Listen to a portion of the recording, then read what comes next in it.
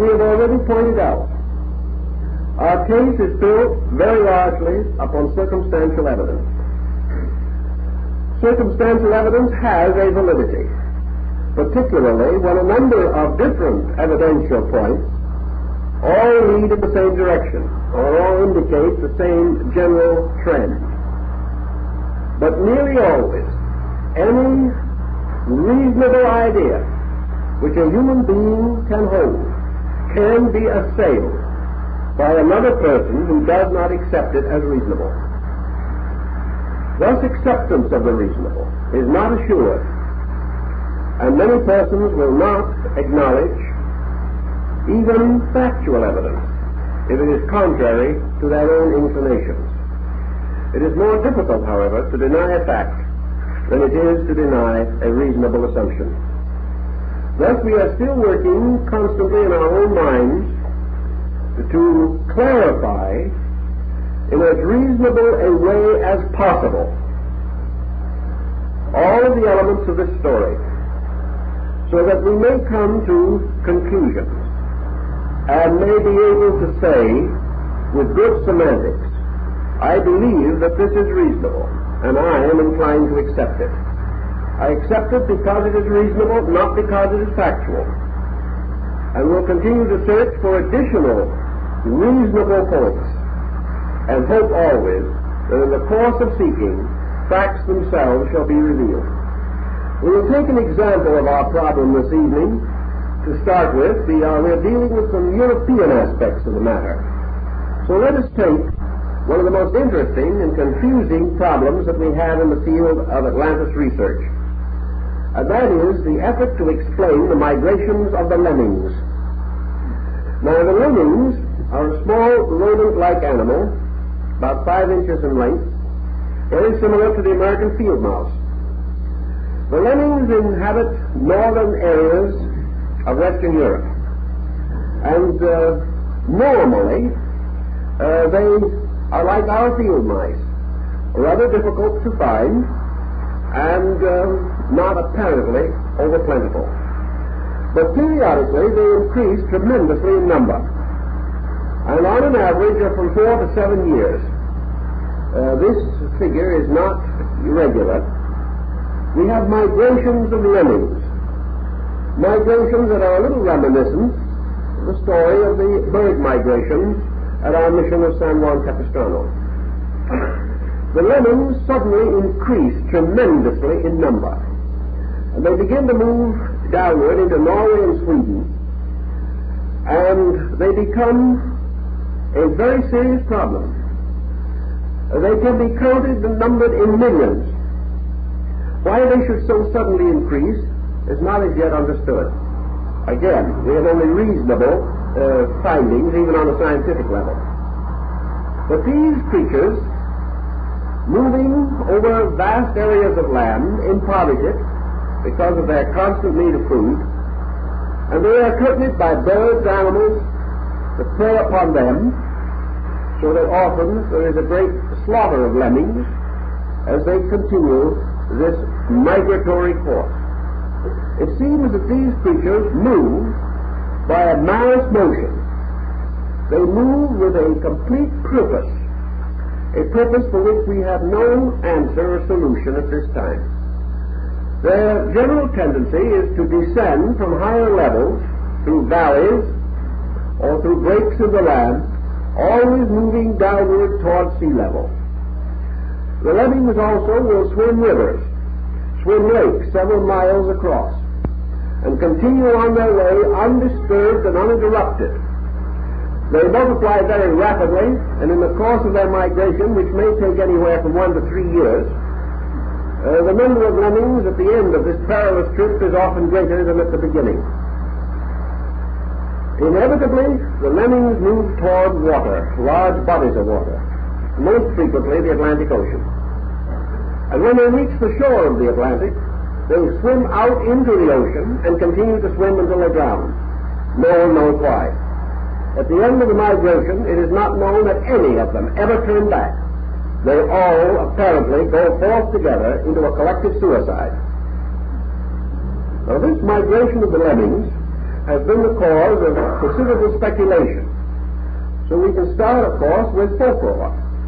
The natives of the area have an idea that these tremendous increases in the number of lemmings are the result of these creatures falling from the sky. There's an ancient belief that they rain down upon the earth at certain times.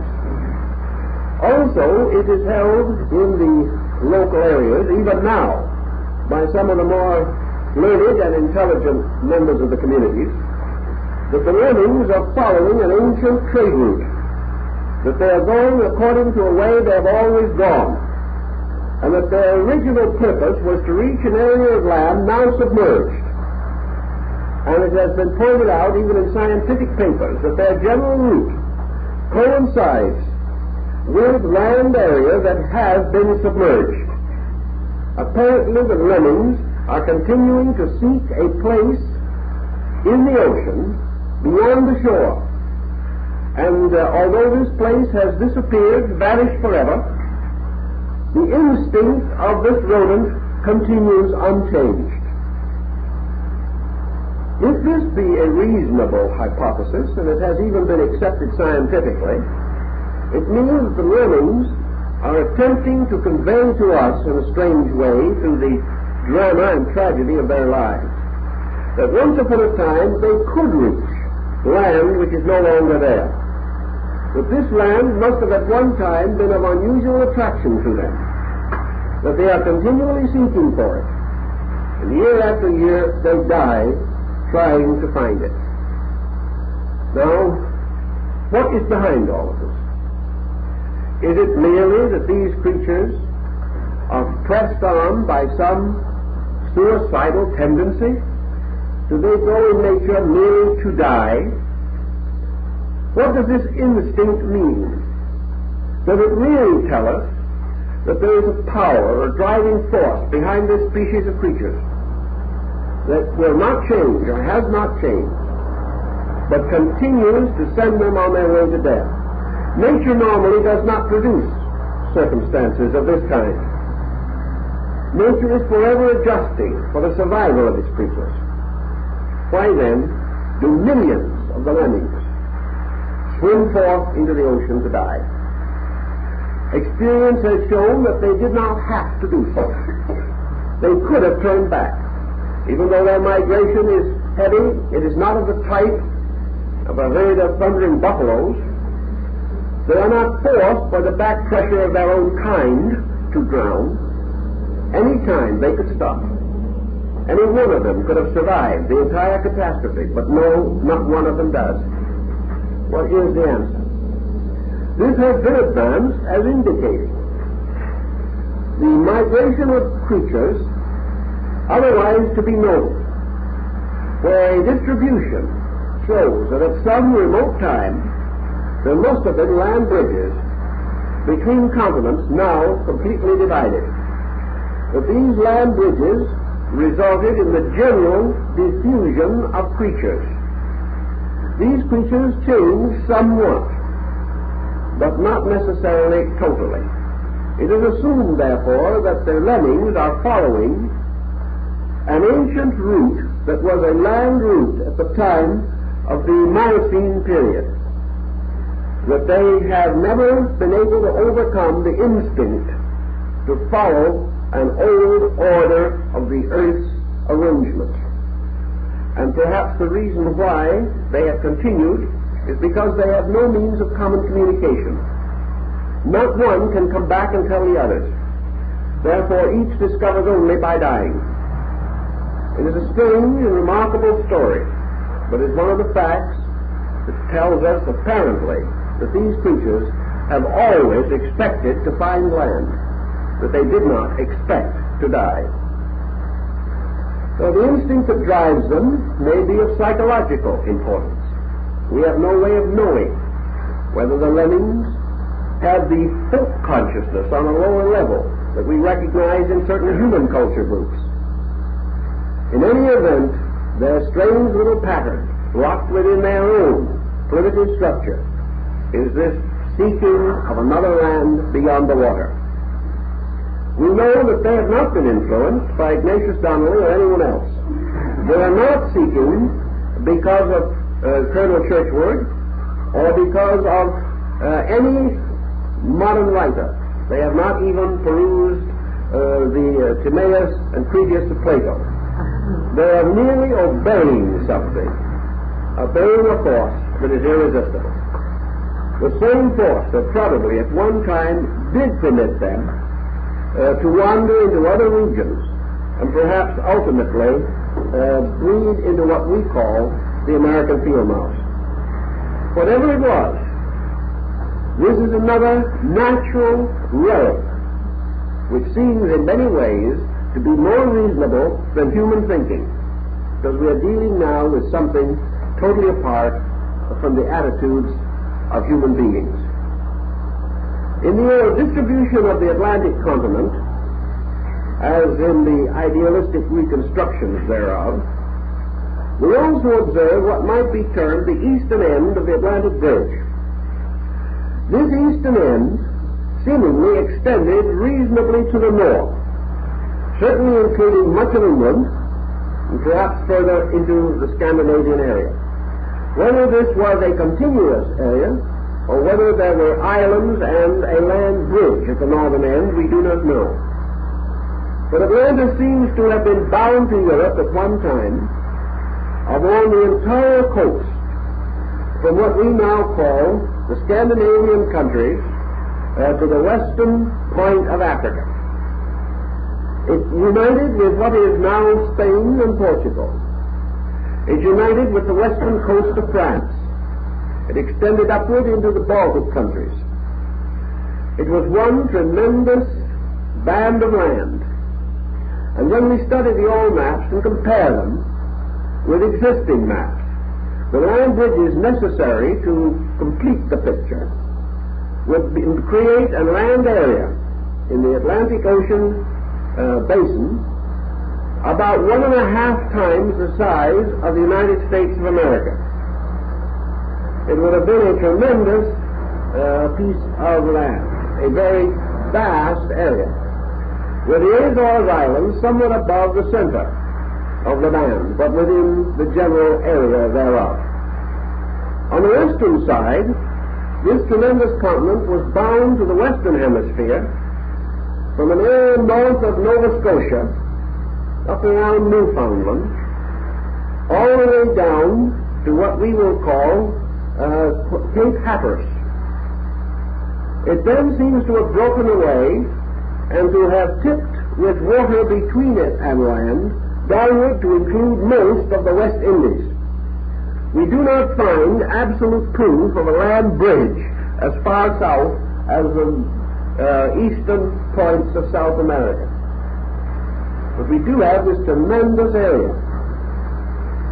How can we strive to increase our rational understanding of the effect of this culture upon surviving land areas?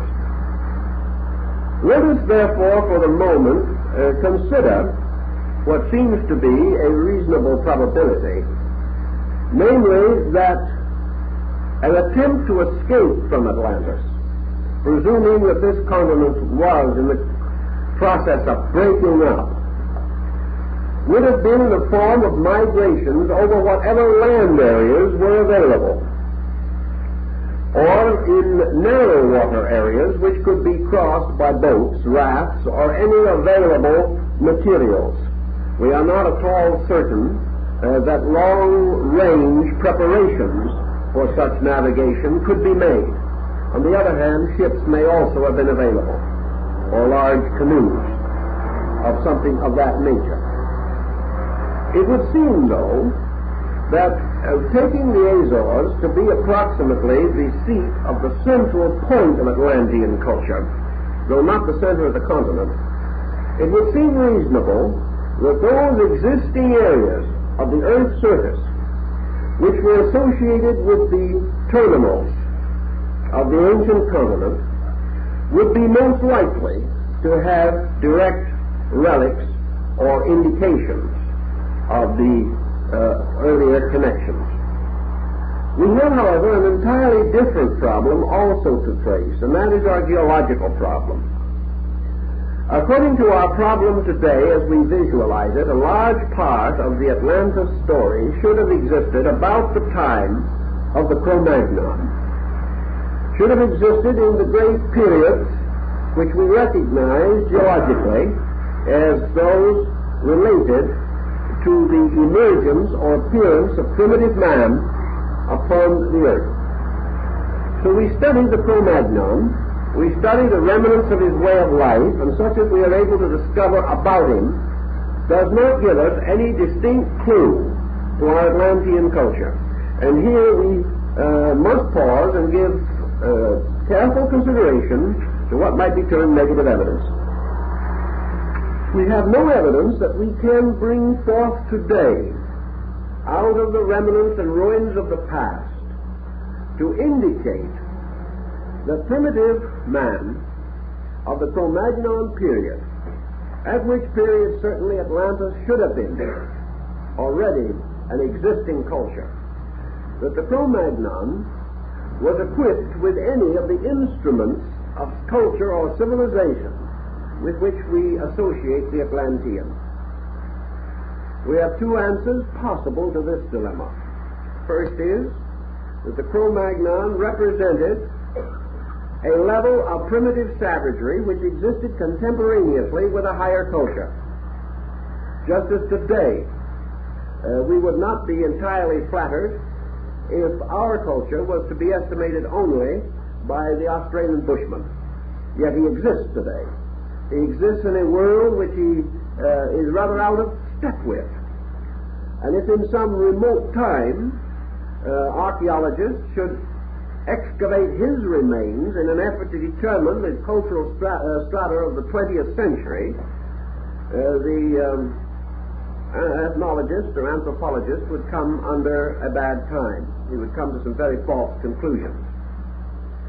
Thus, it is not as certain that the discovery of primitive man's remains invalidates the possibility of a higher culture existing at the same time, especially if this culture was somewhat limited from the standpoint of the area in which it developed.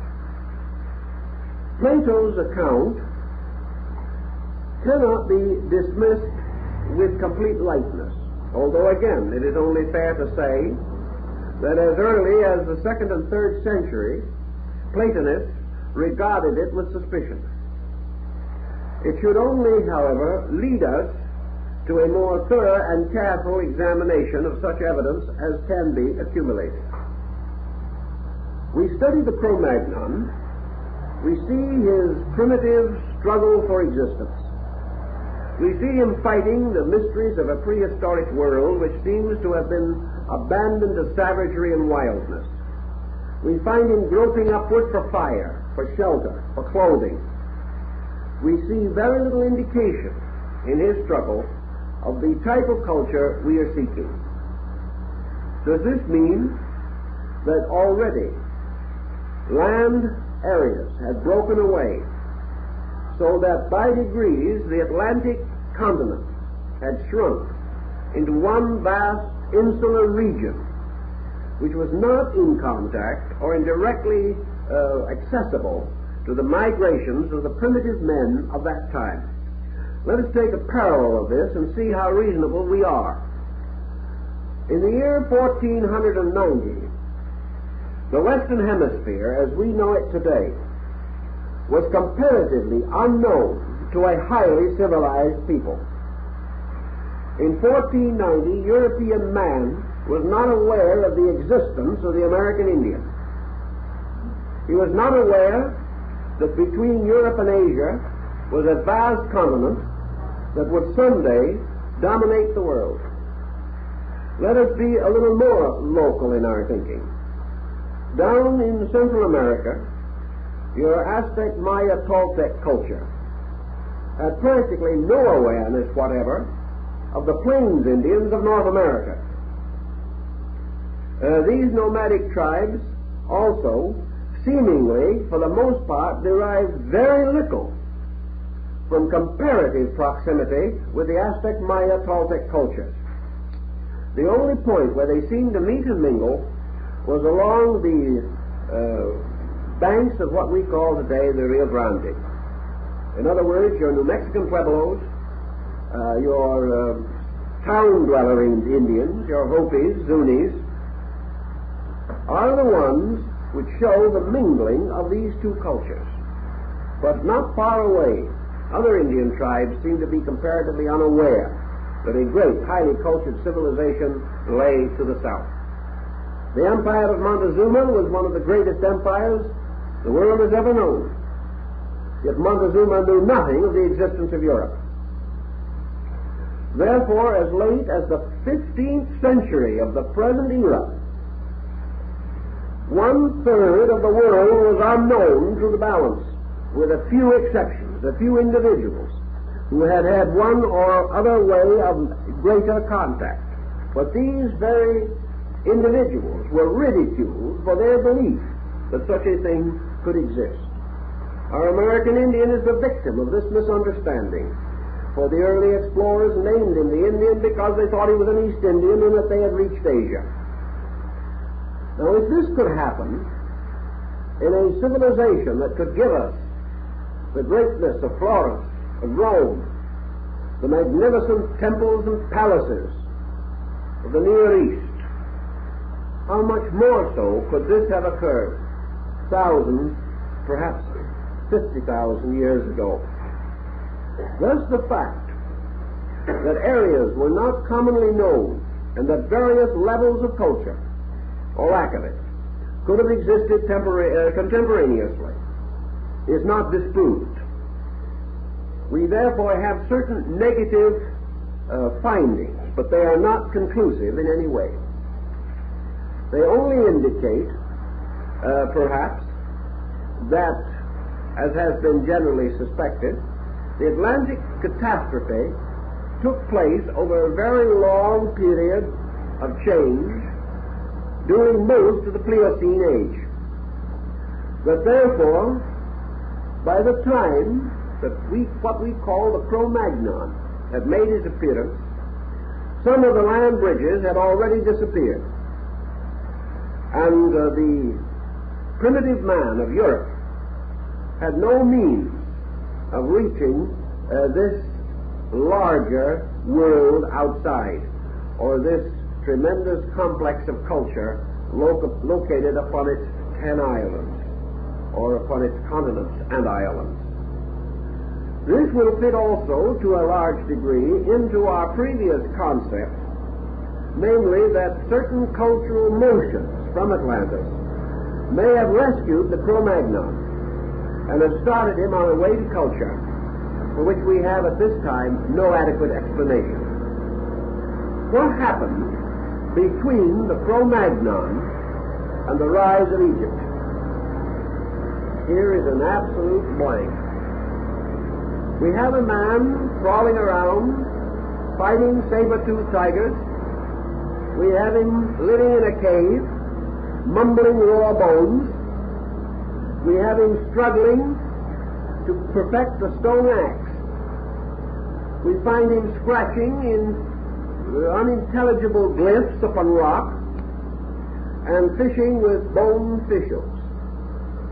We have him striving for fire and finally attaining it, and his principal instrument of defense being a rock, which he apparently tossed with some success at monsters that have since disappeared.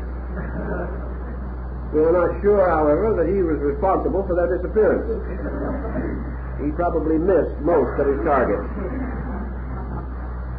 Then in a short time we find the rise of the first dynasties of Egypt.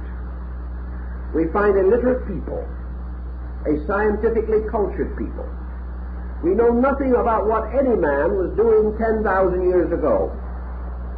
But 7,000 years ago he was building pyramids. What happened between? What suddenly moved this mysterious missing link of Gabriel Max into what we call the pattern of progress? Something must have happened to it. Yet we have no record of what did happen to it.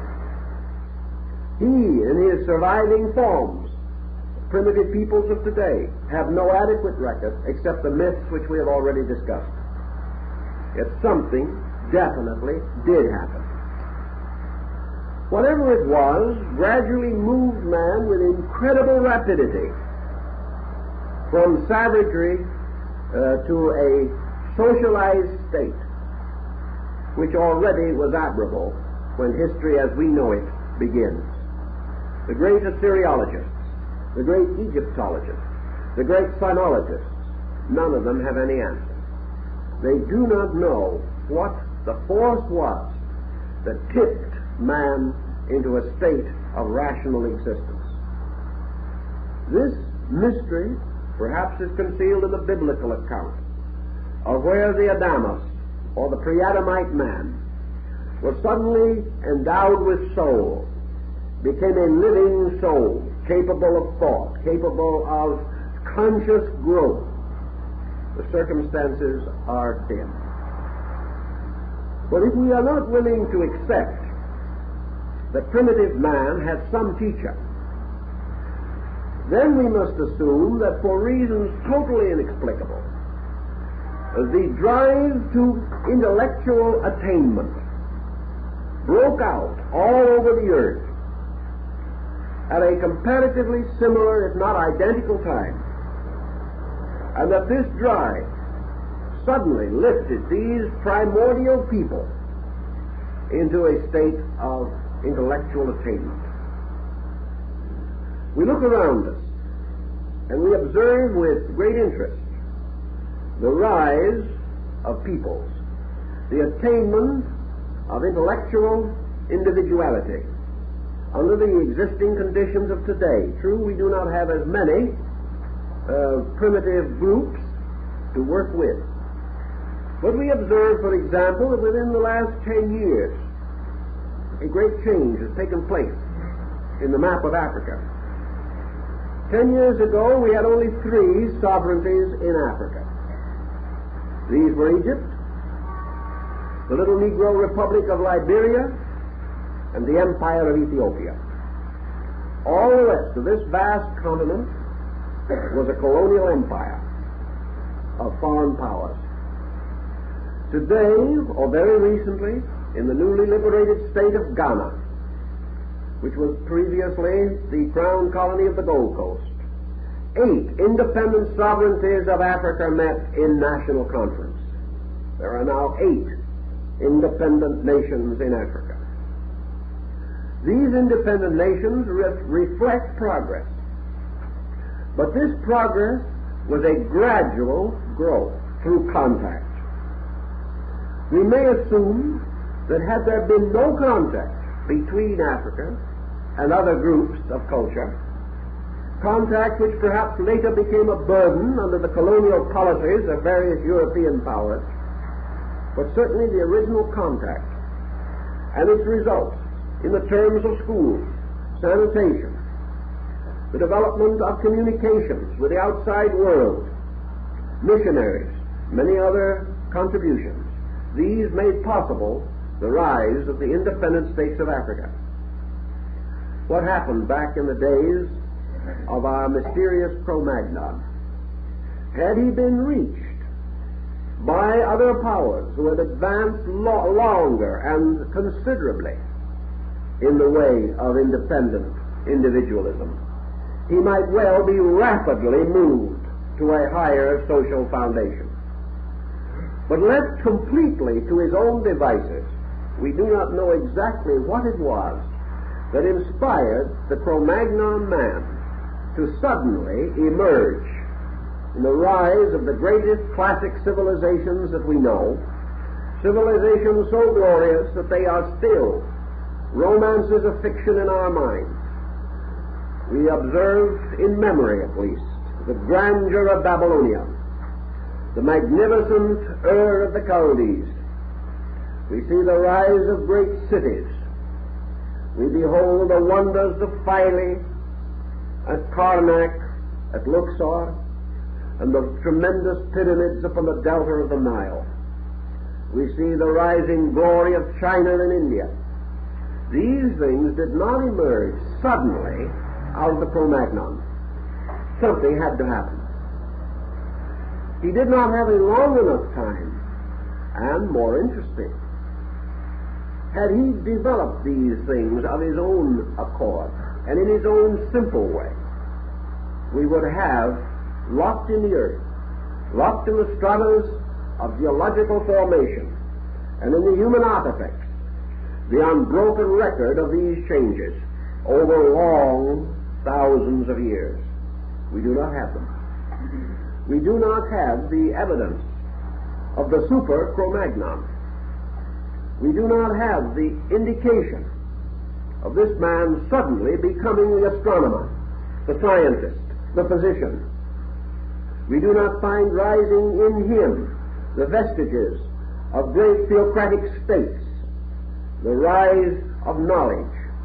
We do not find in him the seeds of reading, writing, and arithmetic. What happened? Until all these questions are satisfactorily answered, in some way, we have a right to a reasonable point of view to ask the questions. And we also have a right to advance as reasonable, but not factual, such explanations as may contribute most directly to the clarification of this difficulty. There seems to be only one possible answer. That is, natural answer. If we do not wish to ascend into the entirely rarefied atmosphere of mystical speculation. The most common reasonable answers are usually the correct ones, and the last to be found. And these speculations would indicate that a wise young man who grew up alone and became a scholar must have known someone who was. Must have had at least sufficient contact to awaken within himself the realization of the possible directing of his own abilities. He might not have studied long with a scholar, but had he seen somewhere a state superior to his own, then he might gradually, through meditation, strive to attain it, having visualized it, having known of its existence. But without even the possibility of such awareness, it is unlikely that he would move very rapidly.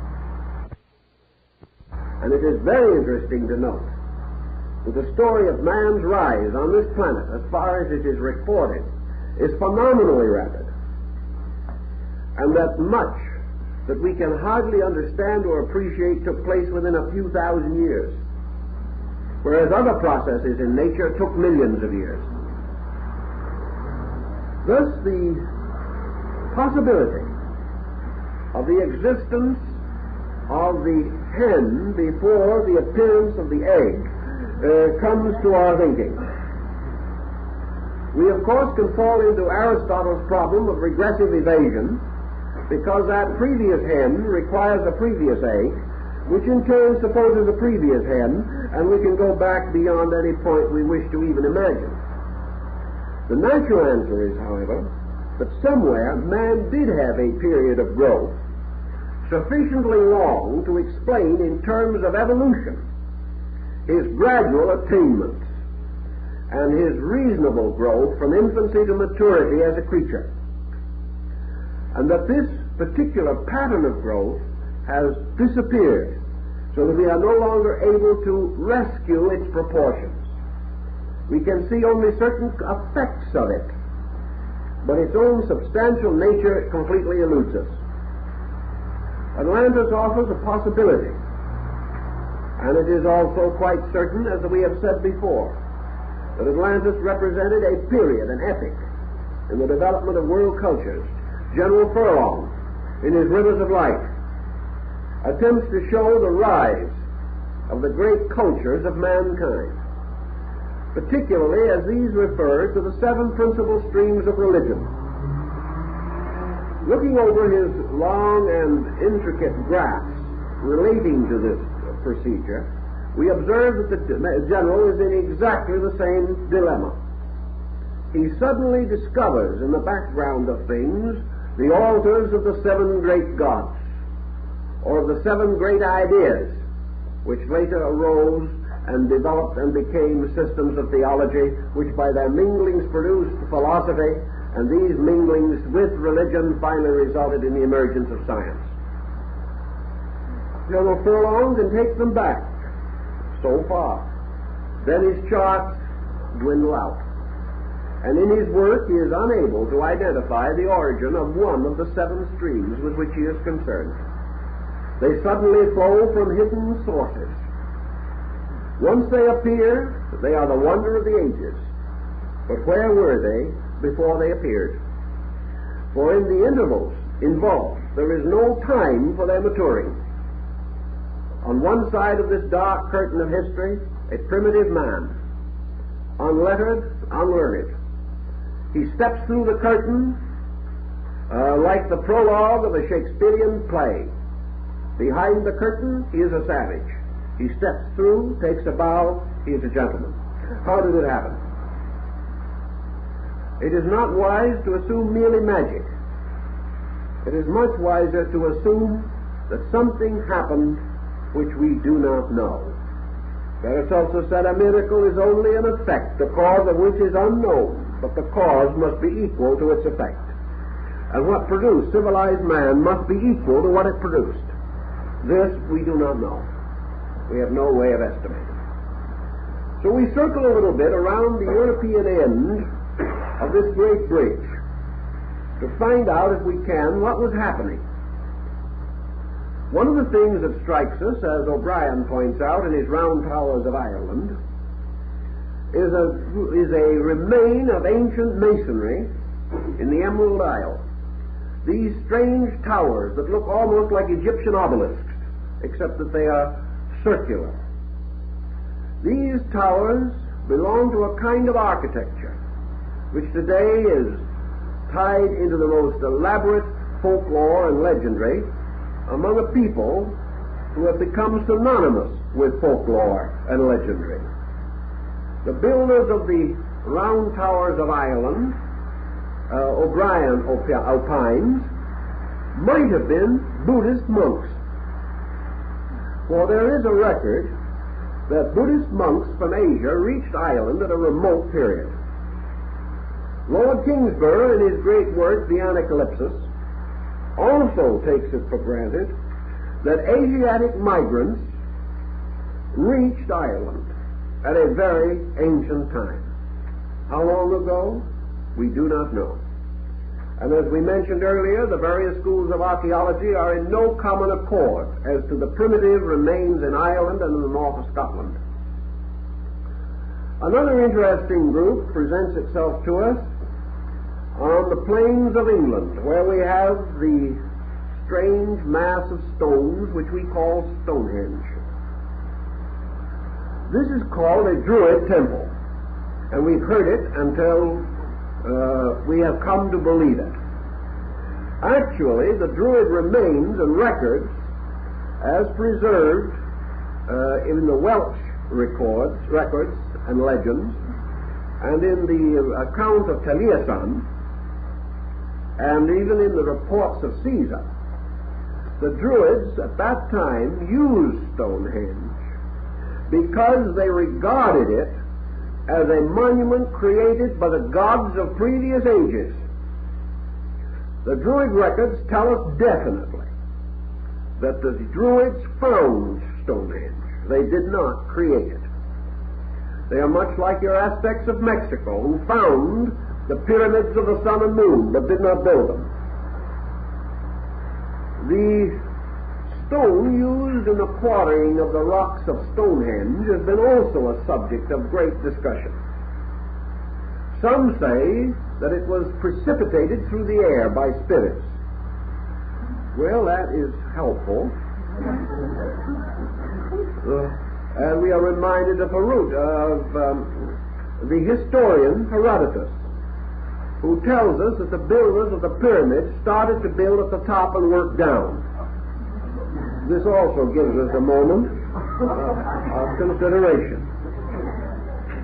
We also have read recently that it was advanced as a speculation to explain the mysterious figures and heads on Easter Island, as it is now called, were moved by having huge stones quarried out, dropped into a volcano, which fired them out again and dropped them in convenient spots. This sounds a little too much on the order of modern rocket propulsion. Actually, all of these mysteries are mysterious for one reason only, and that is we cannot conceive of primitive man having the brains to do any of these things in a reasonable way. We are convinced that our primordial ancestors could do nothing better than throw rocks around, and small ones at that. That they were so concerned trying to find fire that they never got any further. Actually, a more interesting group even than Stonehenge is to be found in Brittany, in the western part of France. It is called Karnak, but it is not spelled the same as the Karnak in Egypt. Karnak is a mystic maze of stones, some of which would dwarf those at Stonehenge. But instead of a circle of stones, we have hundreds of them. Great monolithic rocks standing on end, forming rows like soldiers at attention. Why they were put there, who put them there, no one knows. But one of our more factual friends decided that at a remote time some native king or prince decided to hide a buried treasure. He hid it under one of the rocks and put all the others there to confuse people who were looking for it. Now this is good, sober, factual stuff. And pretty ridiculous. These stones that were used in the building of Karnak will weigh up to 15 and 18 tons. They were moved, some of them considerable distances. And like the tremendous carved stones of Guatemala, they apparently were tipped into the ground at one end by digging a pit and allowing the weight of the stone to gradually drop it into the pit. After that, the opposite end was raised and the part in the pit was buried and became the foundation. This happened at Easter Island, we know. It was primitive engineering, but it was successful. But what caused it? What would lead a vast number of persons, that must have been a vast number, to devote an incredible period of time to raise a maze of rocks into the air, 12, 15, 18, 20 feet, leave them without a carving or a sculpturing upon them?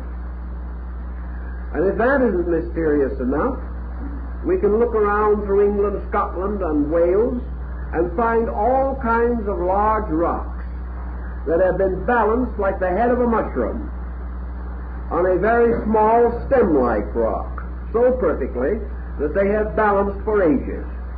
Why? No one knows. Yet most of these tasks, though primitive, seem to bear witness to a high resolution and purpose. This purpose we get no trace of in the story of the Cro-Magnon man. We find this problem, or this purpose, already exhausted by the time that Egypt began. But there is this similarity. The builders of the pyramids and the great monuments of Egypt used the same basic method, but they had highly refined it so that their achievements were orderly, scientifically reasonable. Somewhere, factors had come in, yet these factors were not unknown to the builders of Stonehenge and Karnak. The Druids found that Stonehenge constituted a magnificent calendar of the equinoxes and solstices. We know that the pyramid is oriented to the 11th decimal point. It is almost certain that the great ruins of Karnak in Brittany had some definite scientific or religious usage.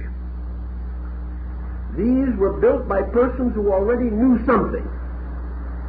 They were not built by the Cro-Magnon, but apparently they were standing there long before we come to this dark curtain which divides prehistory from history as we know it now. We also observe a number of other intriguing and stimulating lines of thought. Where it is possible to trace the physical remains of a people, we have certain foundations upon which to build. When, however, we begin to trace the psychological foundations of people, we are in a field where our own instruments are inadequate. Psychology as we know it today is only 50 or 60 years old. We are seeking now for further insight into the pressures and archetypal patterns behind the human race. We are looking essentially for the same thing the scientist is trying to find out about the lemmings. We are trying to discover the source of the pressure which we have today called progress. What caused it? What has caused it to snowball? Why is it today that progress has gradually become mostly pressure? And that under the insistences of this tremendous momentum, we are sometimes afraid that we are rolling and rumbling our way towards some incalculable doom, that we are committing suicide just as the lemmings commit suicide each time they migrate along the field or line of their own tremendous pressure. This pressure seems to always be present as a result of a cause. We may like to assume that man's pressure began totally within himself. But every experience that we know tells us that there must be two kinds of pressure. One is pressure from within, and the other is pressure from the outside. That from one type, the first pressure, we discover the existence of energy resources, of power and of will. We discover that under stimulation, under incentive, as we call it, man has an incredible reservoir of potential. But that this potential is only released when necessary, when conditions demand it, require it. And it prefers to be released sequentially, each step leading naturally to that which follows it. Just as the growth of the child is a sequential, regular procedure, so the growth of archetypal idea in man has been always a sequential growth. The battleship did not come first and the hollowed-out log afterwards. But from the hollowed-out log, man gradually learned one useful improvement after another until he was able to build a boat.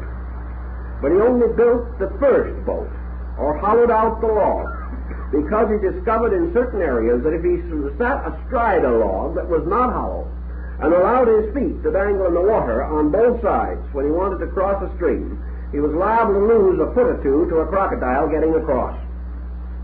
He found it necessary to protect himself against the dangers in the water.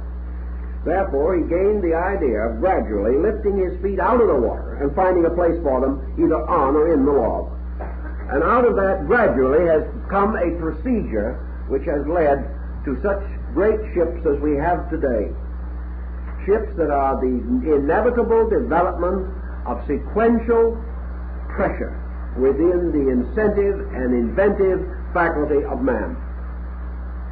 Therefore, the Egyptian, or the earliest culture groups in the valley of the Euphrates, India and China, that emerged with powerful cultural patterns, emerged because of incentive and because of a long period of experimentation.